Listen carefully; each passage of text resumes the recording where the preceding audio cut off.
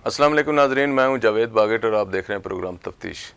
नाजरीन, वफाकी दारुल-हुकूमत में जेली हाउसिंग सोसाइटी का एक बहुत बड़ा नेटवर्क है, जिसमें एक ऐसा नेटवर्क है जो कराची से लोग आए और इस्लामाबाद में डेरे जमाए और पिछले 2-3 साल से अवाम को यहाँ पे बेवकूफ़ बना के मुख्तलिफ़ तरीक़ों ही लोग बहानों से लूटने में मसरूफ़ हैं। इसके हवाले से अटक इंतज़ामिया और बाकी जो इंतज़ामिया है फतेह जंग की, उन्होंने बेशुमार मरतबा लेटर्स वगैरह भी लिखे, लेकिन उस पर कोई कार्रवाई नहीं हुई। आज मुझे मेरे ज़राइक ने बताया कि वो जिस प्रोजेक्ट की आप बात कर रहे थे, जिस पे आपने ख़बर ब्रेक की थी कि एक ऐसा जैली प्रोजेक्ट है जो वफाकी दारुल-हुकूमत में एक लग्जरी ऑफिस बना के लोगों को लूट रहा है, उसके टाइटल वेरिफिकेशन की आज जो है ना तारीख है अटक में। डीसी अटक उसकी टाइटल वेरिफिकेशन कर रहे हैं। तो नाज़रीन, मेरे ज़राए का ये भी कहना है कि फतेह जंग के एक नायब तहसीलदार हैं जिनके पास तहसीलदार का चार्ज भी है, वो आजकल पूरे डिस्ट्रिक्ट को चला रहे हैं। सोसाइटीज़ हो या कोई भी इशू हो, वो सारे ऐसा लगता है जैसे सारे जो इंतज़ामी अमूर हैं वो शफ़क़त नायब तहसीलदार के पास हैं। और उसके हवाले से जो ज़राए मुझे कहते हैं कि वो आजकल इतना बाअसर है, मुख्तलिफ़ इलाकों में ख़रीदारी के हवाले से मुख्तलिफ़ लोगों की ख़रीदारी के काम कर रहा है, मुख्तलिफ़ सोसाइटी को प्रोटेक्ट कर रहा है। और आज जिस सोसाइटी की मैं बात कर रहा हूँ, 7 वंडर सिटी की, उसका भी मुझे मालूम हुआ है कि करता धरता वही है। अब उसने ये ज़िम्मेदारी उठाई है कि वो इनको एनओसी फाटा से लेके देंगे, और क्या डील हुई क्या नहीं हुई इसके बारे में इंशाल्लाह अगले प्रोग्राम में आपसे मैं डिटेल बात करूंगा। लेकिन आज जो मैं बताना चाह रहा हूं कि 7 वंडर सिटी वफाकी दारुल-हुकूमत में दफ्तर बना के आवाम को लूट रही है। इस हवाले से पहले ज़िला अटक इंतज़ामिया ने डीसी इस्लामाबाद को ख़त लिखा, कोई कार्रवाई नहीं हुई। उसके बाद नैब को ख़त लिखा गया, कोई कार्रवाई नहीं हुई। इसके बाद FIA को ज़िला इंतज़ामिया अटक ने ख़त लिखा इसी 7 वंडर के हवाले से कि जैली सोसाइटी और सोशल मीडिया के ज़रिए लोगों को बेवकूफ़ बना के लूट रही है, कोई कार्रवाई नहीं हुई। ज़िला अटक इंतज़ामिया ने कोशिश की ऑपरेशन के लिए, उन्होंने रुकवा लिया। उसके बाद चीफ़ कमिश्नर जो अभी इस्लामाबाद तैनात है, इन्होंने एक लेटर लिखा ADC जी को कि इस पे कार्रवाई करें और मुझे इस पे जवाब दें विद इन वीक। ADC जी ने एक लेटर लिखा ज़िला कौंसल अटक को कि इस 7 वंडर की सोसाइटी का स्टेटस मुझे बताएं। इसी तरह एक लेटर और लिखा गया जो RDA की तरफ से लिखा गया ज़िला कौंसल अटक को, उसमें भी पूछा गया 7 वंडर के हवाले से कि इस पे मुझे बताएं। तो दोनों खतूत के जवाब ज़िला इंतज़ामिया इस्लामाबाद को भी आ गए, ज़िला कौंसल अटक की तरफ से, और RDA को भी आ गए, लेकिन उस पर कार्रवाई नहीं हुई।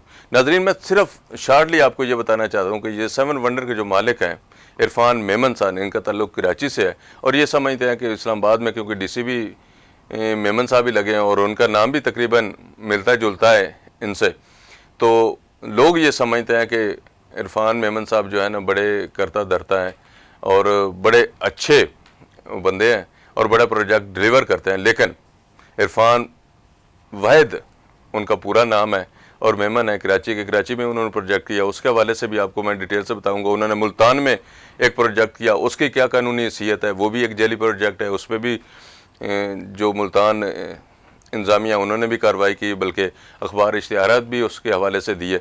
ज़िला अटक इंतज़ामिया जो है वो भी उस पर कार्रवाई करने के लिए खतूत तो लिखती है, लेकिन उस पर आगे पेशरफ्त कोई नहीं होती। इसी तरह अब आ जाते हैं फतेह जंग, तहसील फतेह जंग के हवाले से, क्योंकि ये जो इरफान वैद साहब हैं, इन्होंने इससे पहले 2-3 जो है वो अपनी साइड चेंज की और हज़ारों फाइल्स लोगों को ये फ़रोख्त कर चुके हैं मुख्तलिफ मार्केटिंग कंपनी के ज़रिए। ना मार्केटिंग कंपनी के हवाले से कोई कार्रवाई आज तक हुई। लोग ये कहते हैं कि कानून अंधा होता है और कानून अपना रास्ता खुद तलाश करता है और ख़ुद बना लेता है, लेकिन मैं ये समझता हूँ कि इतने सालों से वफाकी दारुल-हुकूमत में एक बंदा कराची से आता है, बैठता है और एक जैली प्रोजेक्ट लॉन्च करता है। जैली प्रोजेक्ट लॉन्च करने के बाद लोगों से पैसे अरबों रुपए इकट्ठे कर लेता है और उसको कोई पूछता नहीं है। वो सोशल मीडिया के ज़रिए, बाकी प्लेटफार्म के ज़रिए लोगों को ये अवेयरनेस देने की कोशिश कर रहा है कि उनका प्रोजेक्ट जो असली है, क्या हालात हैं इस हवाले से या क्या चीज़ें इसमें सामने आई। उन्होंने पहले उनके खिलाफ FIR हुई तो उन्होंने उस जगह पे प्रोजेक्ट बंद कर दिया। उसके बाद उन्होंने ग्रीस सिटी से एक एग्रीमेंट किया, उस पर कार्रवाइयाँ हुई, उस पर भी उन पर FIR हुई, वो भी प्रोजेक्ट उन्होंने बंद कर दिया।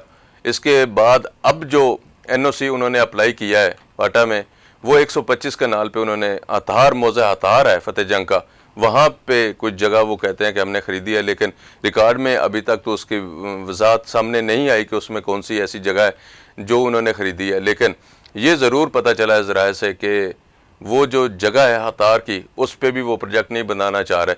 लेकिन 125 कनाल अगर जगह उन्होंने ख़रीद भी ली, हम फ़र्ज़ कर लेते हैं कि उन्होंने ख़रीद ली और कंपनी के नाम भी करवा ली, 125 कनाल पे कितने प्लाट बन सकते हैं आप बेहतर जानते हैं। अवाम भी इस बारे में खूब आगाह है, वो भी इस बात को समझती भी है और इसको जानती भी है। लेकिन जो हज़ारों फाइलें अरबों रुपए की वो फ़रोख्त कर चुके हैं, उनका क्या होगा? वो लोग 125 कनाल की जो सोसाइटी है उसमें एडजस्ट हो पाएंगे, जिसमें मुख्तलिफ ब्लॉक्स हैं, मुतअद्दिद उन्होंने ब्लॉक्स बनाए। तो नाजरीन, आज जो मेरा मकसद था इस वीडियो का या आप तक पैगाम पहुँचाने का, ख़ास करके ओवरसीज़ पाकिस्तानी के लिए था, क्योंकि वो सिर्फ सोशल मीडिया के ज़रिए लोगों को बेवकूफ़ बनाते हैं और उसके ज़रिए पैसा इकट्ठा करते हैं, और आजकल में रफू चक्कर होने वाले हैं।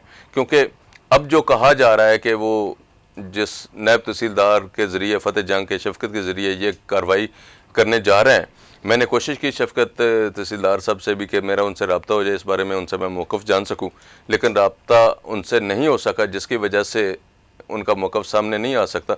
इस हवाले से जो मेरे ज़राए कहते हैं कि जो नायब तहसीलदार हैं उनके पास फ़तेह जंग के तहसीलदार का भी चार्ज है और पूरे डिस्ट्रिक्ट में उन बड़े वो भारी हैं, और कहा जाता है कि तमाम मकामात उनकी चलते हैं। उनके दो कार ख़ास हैं, एक पटवारी है और उनके एक ऑफिस का अपना बंदा है, जो आजकल मुख्तलिफ सोसाइटीज़ वालों से और दीगर लोगों से ज़मीन की डील्स कर रहा है और सोसाइटीज़ को लीगल करवाने की डील्स कर रहा है। आप इस बारे में जानते होंगे, मैंने पहले वीडियोज़ में जिक्र किया था कि ज़िला अटक में क्योंकि जूनिंग का एक सिलसिला चल रहा है, एक मरहला चल रहा है, उसमें अभी NOC पॉसिबल नहीं है। लेकिन क्योंकि फाटा एक ऐसी एजेंसी मुतारफ़ करवाई गई थी PTI की गवर्नमेंट में, जिसमें फौरी NOC मिल जाता है, और कहा यह जाता है कि ये जो NOC देते हैं ये बग़ैर ज़मीन के भी दे देते हैं। इतने बड़े बादशाह हैं और इतने बड़े वो मतलब कारसाज हैं कि ज़मीन उनके पास नहीं होती। वो कहते हैं कि अगर आप सिर्फ ज़मीन का एग्रीमेंट करें और हमारे पास आ जाएं तो हम आपको NOC जारी कर देंगे। किसी की ज़मीन पे NOC जारी करने का इख्तियार शायद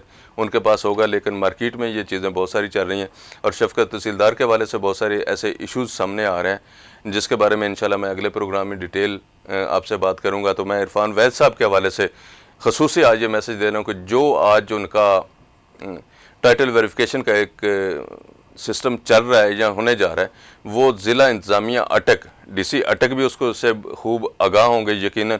जब उनके पास ये आई तो कितने खतूत लिखे गए ज़िला अटक इंतज़ामिया की तरफ से और कितने खतूत लिखे गए ज़िला कौंसल अटक की तरफ से, वो भी यकीनन उनके सामने होंगे। उस पर क्या कार्रवाई हुई वो भी यकीनन उनके सामने होगी कि क्या कौन बंदा है इतना भारी जिसके कहने पे 125 कनाल पे NOC के टाइटल की वेरिफिकेशन का सिलसिला अब चल पड़ा है। जबकि कुछ रोज़ कबल तकरीबन 1 महीना 1.5 महीना पहले इसी शफ़क़त तहसीलदार ने रेड किया ग्रीन सिटी हाउसिंग सोसाइटी, जहाँ पे 7 वंडर का बोर्ड लगा हुआ था, और कहा यह जाता है कि पूरे ज़िले के पास मशीनरी नहीं थी उस बोर्ड तक पहुँचने के लिए। वो तस्वीरें भी आप देख सकते हैं जो ऑपरेशन की उन्होंने की, उसमें शफ़क़त की तस्वीर आप देख सकते हैं। उनके पास कोई ऐसी मशीनरी नहीं थी जो बोर्ड तक पहुंच सके और उस 7 वंडर का बोर्ड उतार सकें। लेकिन मैं ये समझता हूँ कि ये एक बहाना था, इससे कबल ही ये डील हो चुकी थी। अब ये ज़राए कहते हैं कि अब इस सारे प्रोसीजर को शफ़क़त साहब जो हैं वो आगे लेके बढ़ रहे हैं। तो इंशाल्लाह अगले प्रोग्राम में मज़ीद डिटेल के साथ हाज़िर होंगे। उस वक्त तक के लिए इजाज़त, अल्लाह हाफ़िज़।